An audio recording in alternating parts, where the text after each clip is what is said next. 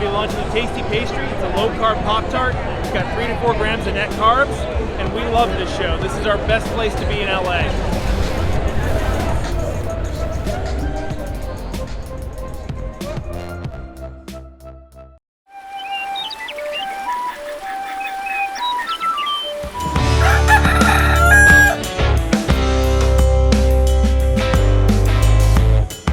Welcome back to Legendary Foods Muscle in the Morning.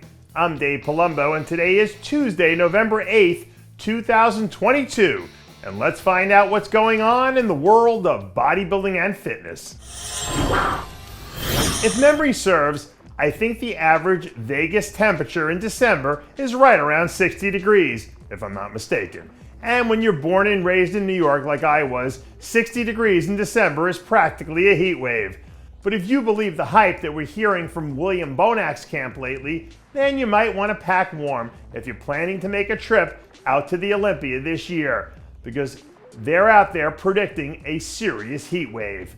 When this update photo of William first started to circulate last week, most of the immediate reaction came from people who thought this was the best he's ever looked this far out from any show, despite the fact that we haven't seen many shots from the waist up to this point in his prep. Realistically, there are probably only 2 or at most 3 guys who have a shot at challenging Ramy for the title this year.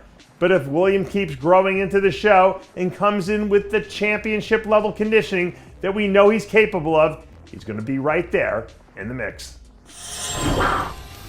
Maybe it's just coincidence, but shortly after William Bonac released his latest update photos, we saw the reigning and defending 2-time Olympia champ deliver one of the all-time hold my beer moments of this prep season when he released these updates that were basically his way of telling everyone to start stockpiling their firewood, because winter is absolutely coming and things are about to get really cold and really dark when he hits the stage in 6 weeks.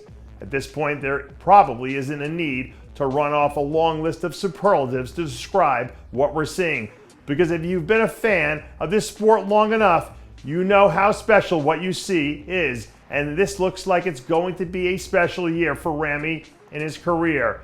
Every single Olympia champion that we've ever had has one year during their title run that kind of stands out as the year they single-handedly redefined the standard, and this might end up being that year for Ramy.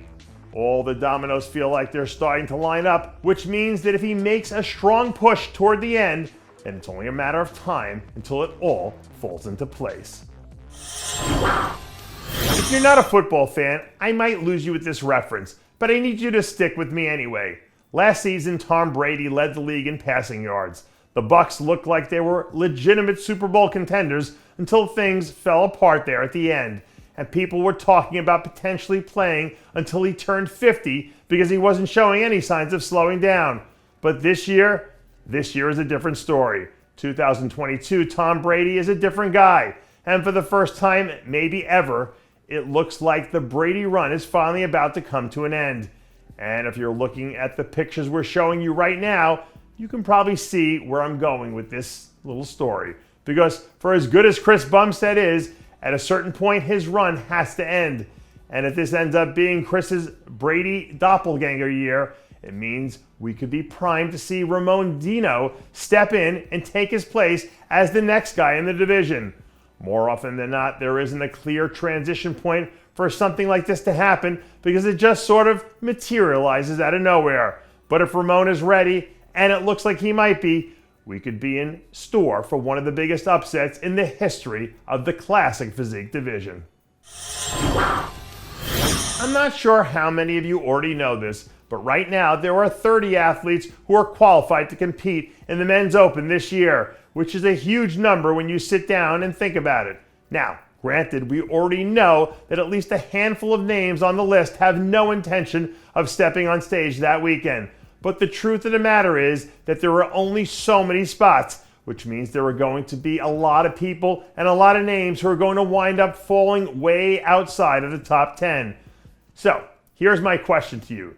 Given this that we're showing you from Rafa Brandao right now, do you see him as someone who winds up cracking the top 10 this year? I don't think anyone's doubting that Rafa's improved, because all you have to do is go back and look at how good he was in his last 2 or 3 shows to see how much progress he's made in the last calendar year.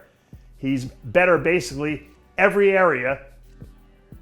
He's better basically in every area across the board. And I don't think that's even debatable. But right now, do you think his good is good enough to land him a spot in the top 10? I want to hear what you think. So post your thoughts in the comments below. Yes or no on Rafa Brandao breaking into the top 10 this year. And that does it for yet another edition of Muscle in the Morning. I'm Dave Palumbo, reminding you to always be true to your passions, and make sure to follow us on Facebook, Twitter, and Instagram.